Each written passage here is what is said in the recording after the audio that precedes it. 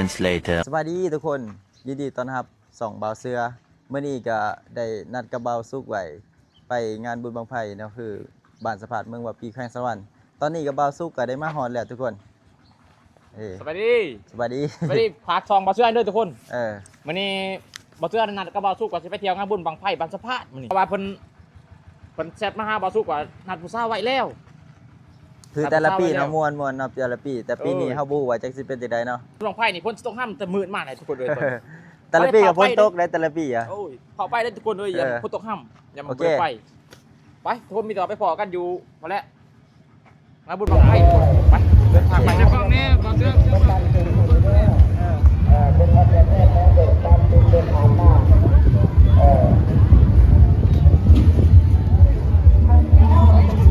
เห็นหมดแจ่มครับตอนนี้เฮาก็มาสะอาดดีกว่าบ่มาเนาะทุกคนแม่น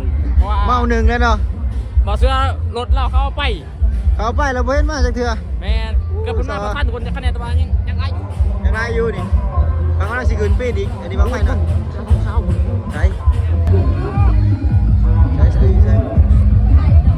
จับเป็นข้าวเข้าบ่ได้จับยางไปใส่โหลดจักคนทางใดบ่ฮู้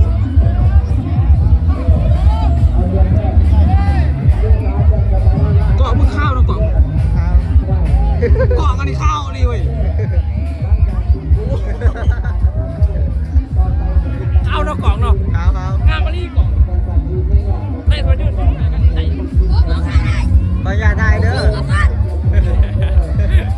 คนเลยสาวกันได้ประจำเนี่ยไปพุ่นละโอ้กันลุ่มเลยนี่สิบกันลุ่มเลยอันตรายอันนี้บางอย่างเหรอไปเขาไปมาไปอยู่ข้างในเขาเรียนยังไปโอ้ย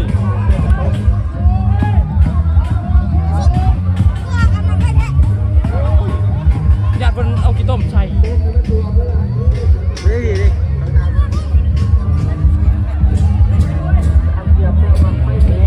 เราไปเชียงเราไปอยู่ได้ดิ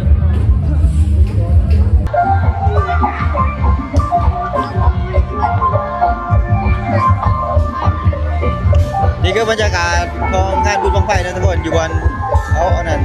จุดบังไฟสถานที่ตรงนี้พิธีการเขาดินพิธี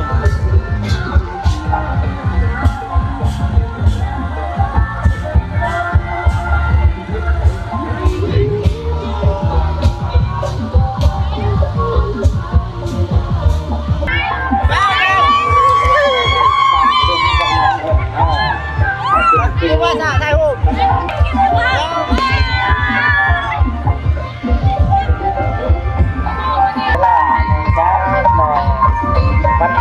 มวนบ่ปีนี้มวน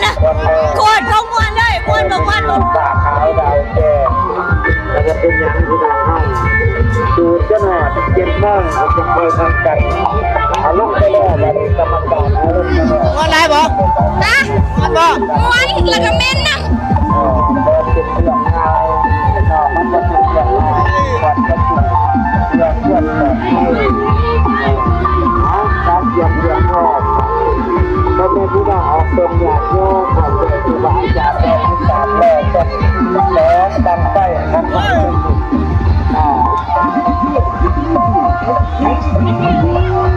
แล้วดังไส้ทั้งสองด้านตอนนี้ก็เป็นราคาครับหน้าผู้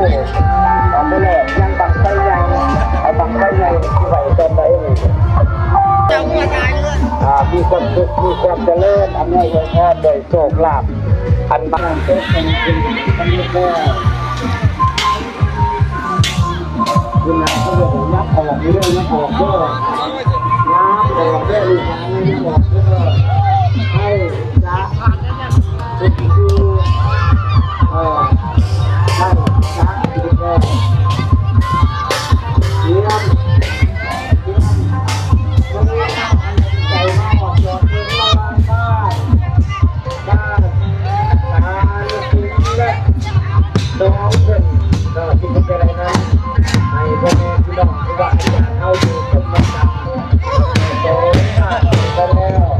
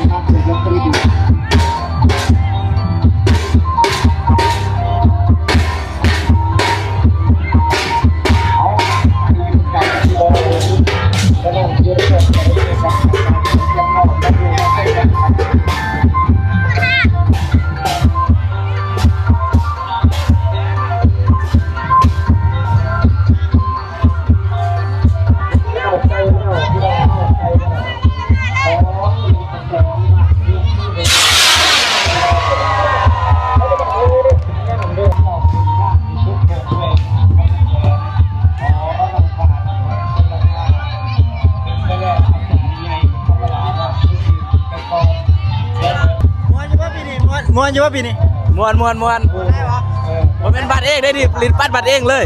ผู้สาวอยู่ไสล่ะผู้สาว มืดนี่แต่ผู้สาวหน่อย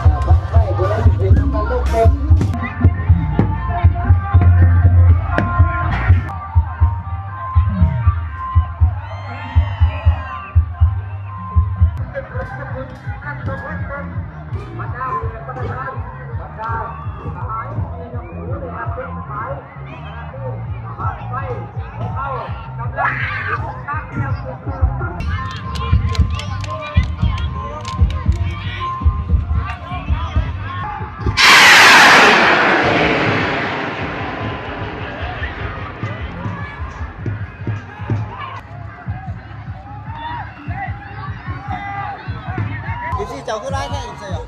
บ่จักจะเอ็มดีจักอีหยังแล้วถามว่าซองได้บ่ซองบ่สุกบ่รู้จักอันนี้โอ้ย เขาติดตามไปเลย ว่าบ่ติดตามแต่บ่จักซอง บ่จักไล่ทุกคนเอ้ย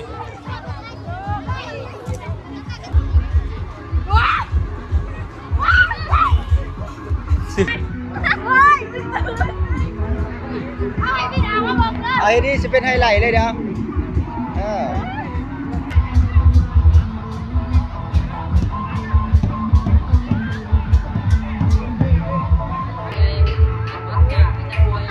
เป็นจะได้สภาพขาดอาบน้ำล้างตู้แล้วไพ่บอกให้มาลินขี้ขานสิล้างตู้ งานสร้าง นอนแบบนี้ก็ได้ปะ ได้ ไม่ได้ บอลเจ้าเองก็เป็นยัง ยันเข้าบดินน้ำอุ๊ก ผู้บ้าที่จำได้ยังบ่ บ่มีหูเบาสุด ได้บ่ สุด โฆษณาครีมเลยครีมยังหลังออก น้ำเซ่ เซ่บ่ไข่มุกเศร้าเลย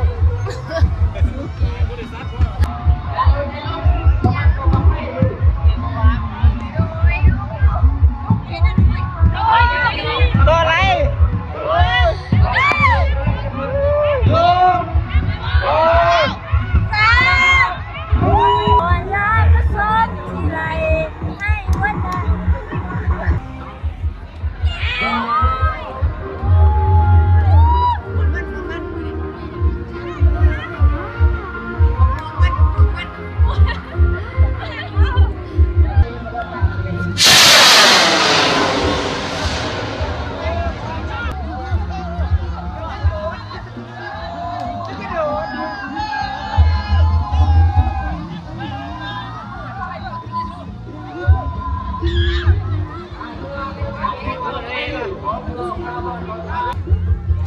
บรรยากาศเท่าพี่จะได้มื้อนี้ โอ้ถือว่าคือคืนแล้วก็ม่วนไล่ทุกคนเอ้ย เพื่อนเนาะ เพื่อนบ่สุกไปอาบน้ำรอบนึงแล้วไปเอาลงเอาบ่สุกลงต้ม เพื่อนแต่กับมวนเนาะ ม่วนเพื่อนแต่ก็ม่วนแล้วก็เมื่อยบัดนี้เมื่อยม้อย จะได้มากอง มวนอยู่แต่ว่าเดือนที่สองแหละกี่ต้มถึกหนานี่เดือนหนึ่งล้างออกแล้ว ล้างออกแล้ว นี่เดือนที่สองกะยามันนี่จะได้สะเปื่อนไว้เนาะ ได้อยู่บ่เวียนอยู่บ่ผู้เอารอ บ่อึดผู้เบา แต่ผู้เอาไปหาเขาเลย ไป เขาบ่มากเด้ล่ะ เขาบ่มากเสียจังได๋ พ่อผู้สาวไล่อยู่บ่ พออยู่แต่เขาว่าน้องเขาก็บ่เว้าโอ้ยถามซื้อยังบ่บอกไปเศร้ากันดิโอ้ยขี้คุยดิเฮาบ่ลอยบ่ ย้อนเฒ่าคือว่า เฒ่าก็แม่นหน้าตามันเหี่ยวแล้วแล้วก็ผู้สาวบ่อยากเว้านำ ว่าเจ้าสู้เขาบ่มาก บักได้เว้า เฮาผู้สาวแล้วเว้า ตบปาก บ่ม่วนนี่แหละบ่ม่วนหลายไผสิอยากได้เนาะ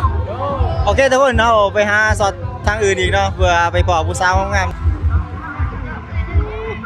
FC ไล่มาซุกดิ